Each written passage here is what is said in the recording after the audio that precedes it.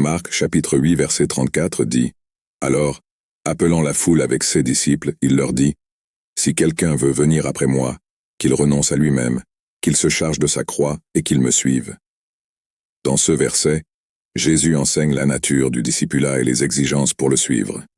Il dit que ceux qui veulent être SES disciples doivent se renier, prendre leur croix et le suivre. En commentant ce verset, nous pouvons comprendre que le discipulat implique un abandon complet de notre vie à Jésus. Il nous appelle à nous renier, c'est-à-dire à renoncer à nos propres désirs, intérêts et désirs égoïstes. Cela nécessite un changement de perspective, mettant Dieu et les autres au-dessus de nous-mêmes. Aussi Jésus parle de prendre la croix. La croix était un symbole de souffrance, de sacrifice et d'abandon total. Jésus faisait référence à une volonté d'affronter les difficultés, la persécution et même la mort à cause de son nom.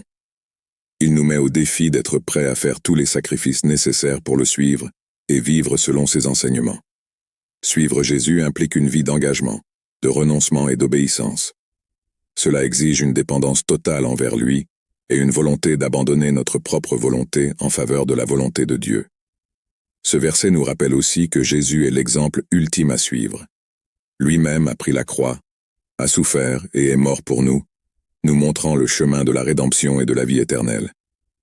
En le suivant, nous sommes appelés à imiter son exemple, en partageant ses souffrances, mais aussi sa victoire et sa résurrection.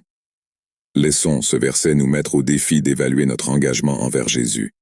Puissions-nous être disposés à renoncer à notre volonté, à prendre notre croix et à le suivre dans tous les aspects de notre vie. Puissions-nous être prêts à affronter les défis et les difficultés qui peuvent survenir, en faisant confiance à la grâce et à la puissance de Dieu pour nous donner la force.